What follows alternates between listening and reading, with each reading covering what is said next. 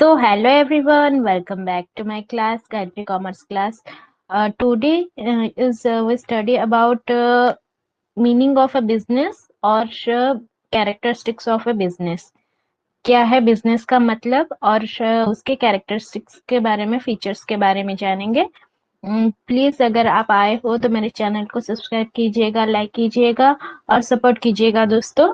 I hope कि सब अच्छे होंगे और आपकी पढ़ाई भी अच्छे से चल रही होगी। तो हमारा सेकंड पार्ट है ये बिजनेस का, बिजनेस स्टडीज का। तो दोस्तों इसका जो फर्स्ट चैप्टर का 4 पार्ट है, 4 पार्ट बनाया गया है और आपको एक एक पार्ट में एक एक टॉपिक के बारे में समझाऊंगी। पहले पार्ट आपको कैसा लगा दोस्तों, पहले बताइएगा मुझे कमेंट में। फर्स्ट पार्ट ने आपने देखा होगा इकोनॉमिक्स एक्टिविटीज और नॉन इकोनॉमिक एक्टिविटीज के बारे में बताया था। और नॉन इकोनॉमिक एक्टिविटीज जो है सेल्फ सेटिस्फेक्शन के लिए रहता है, ठीक है। और इकोनॉमिक एक्टिविटीज जो है मनी रिलेटेड रहता है। आपको मेरा वो टॉपिक फर्स्ट पार्ट का आपको कैसा लगा तो प्लीज मुझे बताइएगा दोस्तों। और फिलहाल हम चलते हैं आगे के चैप्टर वाइज पढ़ने के लिए। Meaning of a business, business के मीनिंग को जानते हैं, बिजनेस क्या है और बिजनेस के द्वारा हम किस तरीके से मनी कमाते हैं, इनकम प्रॉफिट अर्निंग करते हैं। और आपको मेरे क्लासेस कैसा लगा दोस्तों प्लीज मुझे बताइएगा, ताकि मुझे भी एक आइडिया आए कि आपको किस तरीके से मैं कंटेंट प्रोवाइड करती हूँ, तो आपको अच्छा लगता है कि नहीं। और चैनल में आए हो तो चैनल को सब्सक्राइब भी कीजिएगा। Okay, now we start the chapters. Okay, business क्या है? Business is an economic activities है, जिस इकोनॉमिक एक्टिविटीज के अंदर परचेस है, प्रोडक्शन है और सेल्स है, ये 3 चीजें जो है इंक्लूडेड रहता है। और ये जो ऑब्जेक्ट्स होते हैं अर्निंग प्रॉफिट के लिए। देखिएगा, मैंने इकोनॉमिक एक्टिविटीज के अंदर आपको बिजनेस का बताया था, प्रोफेशंस क्या है बताया था और एम्प्लॉयमेंट क्या है। वन बाय वन मैंने उसमें एक्सप्लेनेशन भी किया था, ठीक है। प्रोडक्शंस जो होता है बिजनेस रिलेटेड, तो productions and exchange of a goods और a services with a view of earning profit, ये जो है बिजनेस का मेन डेफिनेशन है। वो इस तरह प्रोफेशन के अंदर जो है providing personal services to earn a fee. देखिएगा, जो भी प्रोफेशन में रहते हैं वो क्वालिफाइड नॉलेज गेन करते हैं, फिर ट्रेनिंग लेते हैं, फिर जा करके वो जो है अपना काम करते हैं, जैसे कि डॉक्टर हो, लॉयर हो या चार्टर्ड अकाउंटेंट हो। फर्स्ट चैप्टर में हमने बताया था।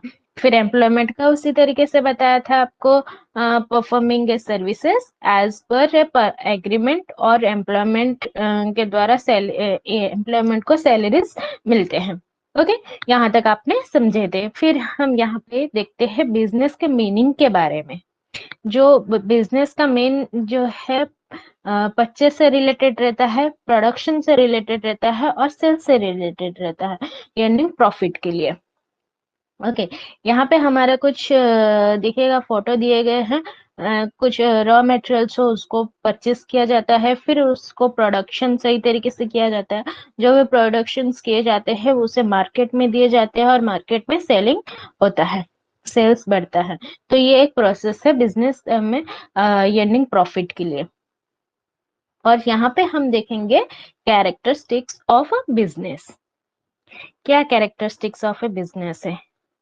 देखिएगा, बिजनेस जो है ह्यूमन एक्टिविटीज रहता है और वो क्या करता है, अपना जो बाइंग और सेलिंग गुड्स जो होता है उसे प्रॉपर वे में कस्टमर के साथ कनेक्टेड रहता है। तो कैरेक्टरिस्टिक्स के द्वारा हम जानेंगे कि उसमें अर्निंग प्रॉफिट सही तरीके से कैसे करें। बिजनेस के द्वारा क्या हमारा प्रॉफिट निकलता है, क्या लॉसेस होते हैं, क्या अनसर्टिनिटीज आते हैं, वो सारे पॉइंट्स इसमें हम एक्सप्लेन करेंगे एक के बाद एक। तो कहीं पे मत जाइएगा दोस्तों, और बार बार है ना, चैनल में आओ तो थोड़ा देख करके मत जाओ, पूरा कवर करने की कोशिश करो। और ये जो है इम्पोर्टेंट टॉपिक के ऊपर है जो एग्जाम रिलेटेड है, और लेसन वाइज मैंने छोटा छोटा पार्ट करके मैंने बनाया है यहाँ पे क्लासेस का। और ये बहुत मेहनत लगता है एक एक चीज करने में, तो आप ऐसे बिना देखे थोड़ा सा देख लिए फिर चले गए, ऐसा नहीं। तो कवर कीजिएगा जहां तक हो सके, और सही तरीके से आप देखोगे तो मुझे भी एक खुशी होगी कि हाँ चलो मैंने इतना समझा है तो बच्चों ने देखा वीडियो, वही मेरे को खुशी होगी, उससे ज्यादा कुछ नहीं। तुम्हारे हेल्पफुल में आए वही ज्यादा रहता है, हमें खुशी मिलती है कि हाँ बच्चों के हेल्प में आए, कुछ तो मदद हुआ उनको, कुछ तो एग्जाम के टाइम पे कुछ तो उनको हेल्प हुआ, तो वो अलग प्रकार की खुशी होती है। समझ में आया? चलो हम यहाँ पे पढ़ेंगे कैरेक्टरिस्टिक्स ऑफ सोलर प्रॉपर्टीज। इसमें पहला कैरेक्टरिस्टिक क्या है? Economic activities. बिजनेस जो है इकोनॉमिक एक्टिविटीज से रिलेटेड किस तरीके से रहता है। फिर प्रोडक्शन एंड प्रोक्यूरमेंट्स ऑफ गुड्स और सर्विसेज। जो प्रोडक्शंस होते हैं, प्रोक्यूरमेंट्स होते हैं, गुड और सर्विसेज किस तरीके से बिजनेस को ऑफर किया जाता है और कस्टमर्स को ऑफर किया जाता है, और उसके अंदर गुड्स का गुड्स कितने तरीके से डिवाइडेड है, और कस्टमर्स गुड्स जो होते हैं, और एक है प्रोड्यूसर गुड्स। ठीक है, आगे वो भी देखेंगे। इसी के दौरान हाँ क्या होता है, जो हमारा सर्विसेज क्या क्या दिए जाते हैं बिजनेस में, वो भी एक्सप्लेनेशन वन बाय वन हम करेंगे। और sales of goods and services, अपना जो गुड्स और सर्विसेज है, सही तरीके से सेल्स और एक्सचेंज किस तरीके से किया जाता है बिजनेस के अंदर। और डीलिंग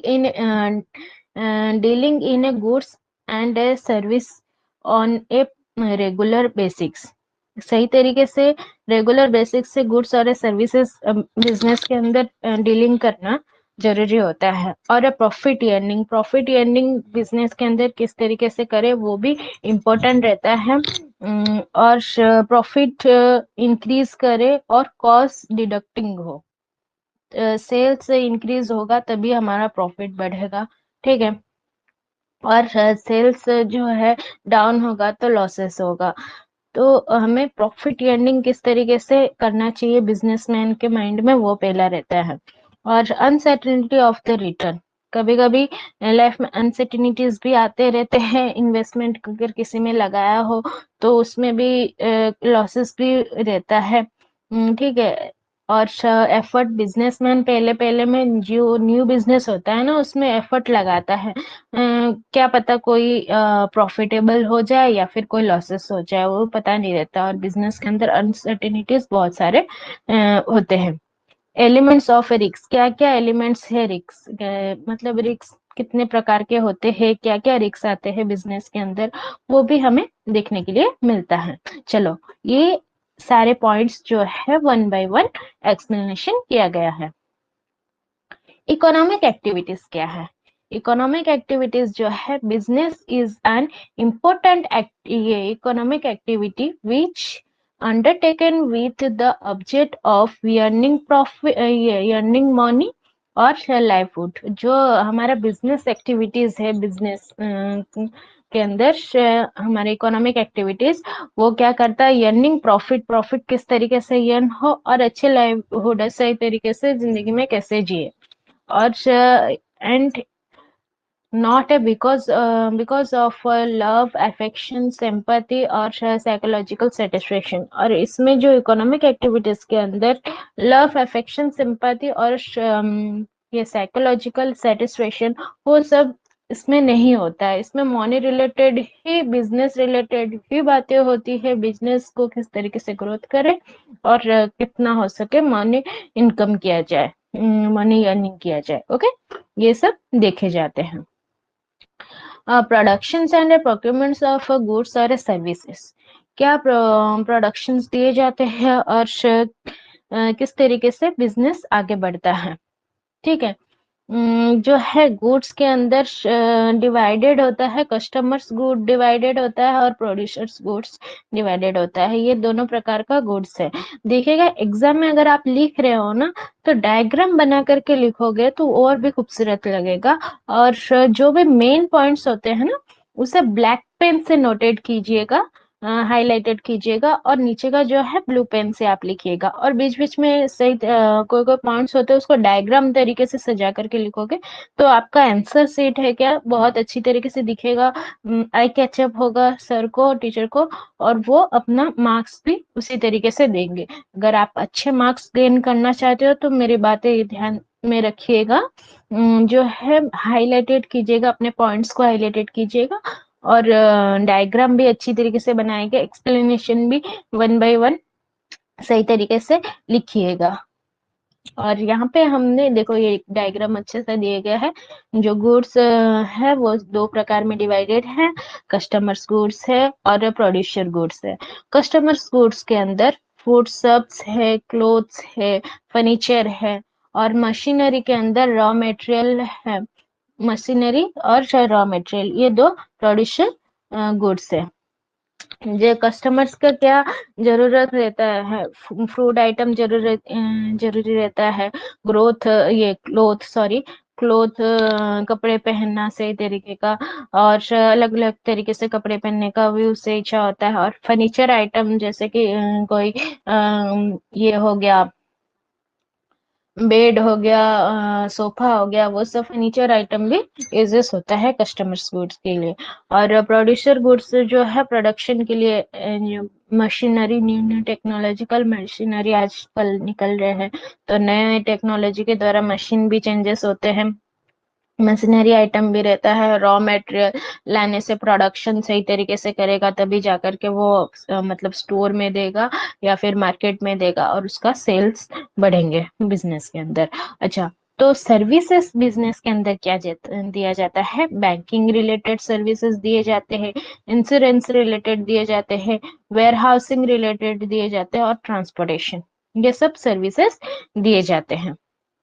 ओके, यहाँ तक आपको समझ में आया होगा दोस्तों। और ये देखिएगा कस्टमर्स गुड्स के जो है यहाँ पे बहुत अच्छी तरीके से डायग्राम दिया गया है। एक फर्नीचर्स आइटम्स हो गया, क्लोथ आइटम हो गया, खाने पीने का आइटम हो गया, ग्रोसरी सामान हो गया, ये सब जो है जरूरत सामान रहते हैं कस्टमर्स के लिए। यहाँ पे डायग्राम भी दे दिया गया है।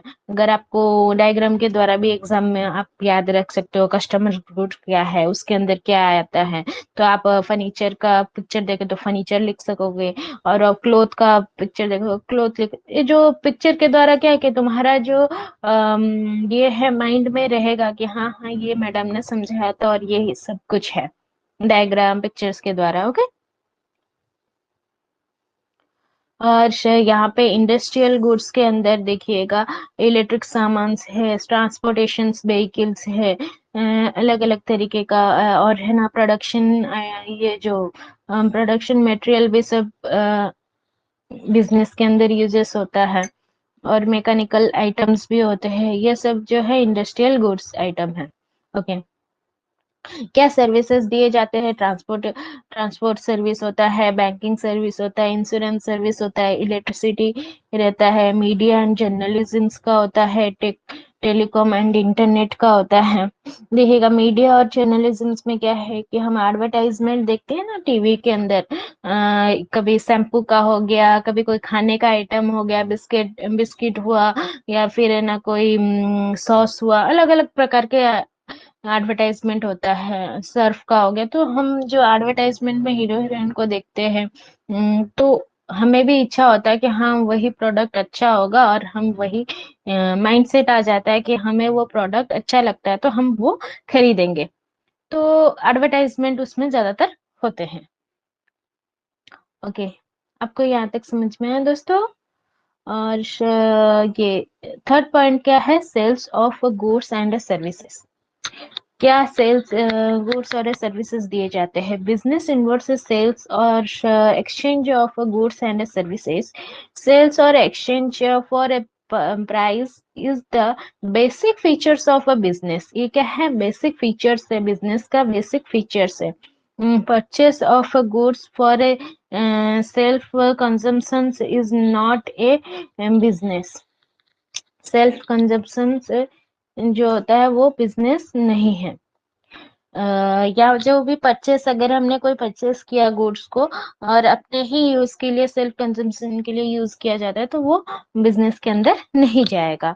और यहाँ पे है the sale or exchange should be earn profit only, then it is and then it will be a business। हमारा जो सेल्स हुआ और एक्सचेंज, गुड्स गुड्स को एक्सचेंज हुआ और उसके द्वारा हमें प्रॉफिट अर्निंग हुआ, तो वो बिजनेस के अंदर जाता है। डीलिंग इन अ गुड्स और services on a regular basis, regular basis में है ना गुड्स और सर्विसेज डीलिंग किए जाते हैं, और उसके द्वारा क्या होता है, बिजनेस में भी कभी कभी प्रॉफिट होते हैं। तो यहाँ पे एक छोटा सा एग्जांपल भी दिया गया है। an isolated और a single transaction does not become a business। देखिएगा डेली ट्रांजेक्शन्स में ऐसा नहीं है कि सिर्फ है ना बिजनेस रिलेटेड भी कभी हो, कभी पर्सनल यूज के लिए भी होता है। और ये सिंगल ट्रांजेक्शन जो है आइसोलेटेड ट्रांजेक्शन नहीं होता है। इसमें क्या, कई तरीके का ट्रांजेक्शन बिजनेस के अंदर लेन देन होती है, और ढेर सारे ट्रांजेक्शन जो होते हैं ना बिजनेस रिलेटेड, वही मतलब मान्य देता है। फॉर एग्जाम्पल में यहाँ पे दिया गया है the sale of an old car for buying a new one. अपना एक पुराना कार को उसने सेल किया और उसकी जगह न्यू कार उसने लिया। ठीक है, is not a business even if the old car is sold at a profit. और जो बिजनेस में पुराने कार को उसने भले ही प्रॉफिट में बेचा हो, बट उसका जो है ना एक्सचेंज किया, अपने पर्सनल यूज के लिए उसने यूज किया, अपना ओल्ड कार को बेच करके न्यू कार लिया और वो उसे प्रॉफिट में दिया, बट है ना उसका क्या है, पर्सनल यूज के लिए उसने किया, तो यहाँ पे ये बिजनेस नहीं होता है। प्रॉफिट अर्निंग का मतलब क्या है, जिंदा रहने के लिए प्रॉफिट जरूरी है। याद रखना ये हिंदी वाक्य, जिंदा रहने के लिए प्रॉफिट जरूरी है। The main purpose of business activities to earn profit। Main purpose क्या रहता है बिजनेस एक्टिविटी का, कि प्रॉफिट अर्न करना। तो hope of earning profits brings a people into business. जो भी आशा एक रहता है बिजनेसमैन को कि हाँ, लोग आएंगे, लोग बढ़ेंगे, तो मेरा प्रॉफिट भी साथ में बढ़ेगा। ठीक है, मतलब बिजनेसमैन के क्या है, होप रहता है, आशा रहती है। No business can survey for a long without earning profit. बिना प्रॉफिट पाए कोई भी बिजनेस आगे नहीं बढ़ता है। अब बिजनेस के अंदर बार बार लॉसेस हो रहा है, तो वो बाद में क्या करता है, बंद कर देता है बिजनेस का, ज्यादा लॉसेस वो सहन नहीं कर पाता है। तो बार बार है ना लॉसेस होने से भी हमारा बिजनेस क्या होता है, डाउन होता है। तो जितना हो सके प्रॉफिट किस तरीके से अर्निंग करना है, वो बिजनेस माइंड के ऊपर रहता है कि किस तरीके से मैं प्रॉफिट अर्न करूँ। देखो यहाँ पे लिखा गया है, businessman makes all effort to earn more and more profit can be. Businessman के माइंड में क्या रहता है, जितना हो सके उतना प्रॉफिट अर्न करना। Increasing volume of sales, volume of sales increase, मतलब जितना सेल्स इंक्रीज होगा उतना ही अच्छा रहता है। और बाय डिडक्टिंग द कॉस्ट, मतलब मैंने पहले भी आपको बताया था, बिजनेसमैन के माइंड में क्या रहता है, जितना हो सके मैं सेल्स इंक्रीज करूं और कम से कम पैसे में ज्यादा कमाऊं।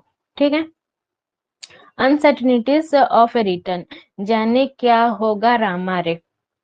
देखिएगा कभी कभी होता है ना, बिजनेस हम स्टार्टअप करते हैं, अपना इन्वेस्टमेंट हम लगाते हैं, बट क्या होता है, ये बिजनेस लॉसेस में भी जाता है। ऐसा प्रेडिक्ट प्रेडिकेट नहीं कर सकते, भविष्यवाणी नहीं कर सकते कि हमने अभी बिजनेस स्टार्टअप किया है तो हमें ही अर्निंग प्रॉफिट ज्यादा मिलेगा, प्रॉफिट ही प्रॉफिट मिलेगा, लॉस कभी लॉस का सामना नहीं करना पड़ेगा। बट है ना, बिजनेस के अंदर उतार चढ़ाव लगे रहते हैं, profit loss profit loss profit loss. ठीक है, अनसर्टेनिटीज बिजनेस के अंदर रहते ही है। The uncertainty of a return on interest investment made, it is not possible to predict भविष्यवाणी करना, भविष्यवाणी नहीं कर सकते हैं। How much profit a businessman will earn, businessman कितना प्रॉफिट अर्न कर सकता है वो हम पहले से नहीं बता सकते। कि कभी कभी होता है बिजनेस स्टार्टिंग में, हम जब स्टार्ट करते हैं कोई न्यू बिजनेस तो हमें उसमें एफर्ट लगाना पड़ता है, हमें दिन रात बैठना पड़ता है, तभी जाकर के कोई कस्टमर देखेगा तभी आएंगे।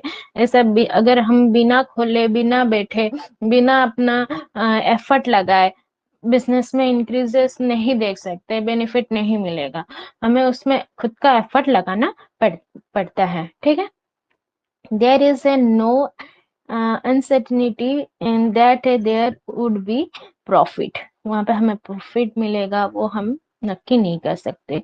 and there may be a losses despite of best efforts of a businessman, कभी कभी लॉसेस का सामना करना पड़ता है, बट बिजनेसमैन क्या है अपना बेस्ट एफर्ट लगाता है ताकि वो बिजनेस को ग्रोथ कर सके। ओके, यहाँ पे लास्ट पॉइंट है एलिमेंट्स ऑफ रिस्क, हिंदी वाक्य में दिया गया है, देखो रिस्क है तो इश्क है, एलिमेंट ऑफ रिस्क मतलब रिस्क है तो इश्क है, आपको याद भी अच्छे से रह जाएगा। An element of a risk is a prevalent in business, मतलब रिस्क जो रहता है बिजनेस के अंदर वो ज्यादातर रहते ही है, बट बिजनेस का आगे किस तरीके से ग्रोथ करना है, पॉसिबिलिटीज जो रहता है, लॉसेस भी होता है कभी कभी और कभी कभी प्रॉफिट भी होता है। तो रिस्क कहीं से भी आ सकता है, कभी हुआ बाढ़ आ गया, यहाँ पे देखिएगा फोटो दिए गए हैं, कभी कभी फ्लड आ गया, बाढ़ आ गया, या फिर कोई एक्सीडेंट हो गया, मतलब बिजनेस के अंदर की आग लग गया, कुछ हो गया और स्ट्राइक लगता है एम्प्लॉयमेंट को, ये सैलरी वेजेस नहीं मिलने से वो स्ट्राइक भी लगाते हैं, तो वो भी बैड एफर्ट बकायदा ये बैड इफेक्ट रहता है बिजनेस के लिए। कि कभी कभी एम्प्लॉयज को सही तरीके से उनका देखभाल ना करने से, उनको है ना वेजेस सैलरीज नहीं मिलने से भी वो स्ट्राइक लगाते हैं, तोड़ फोड़ करते हैं। तो जो है रिस्क है कई तरीके से आता है।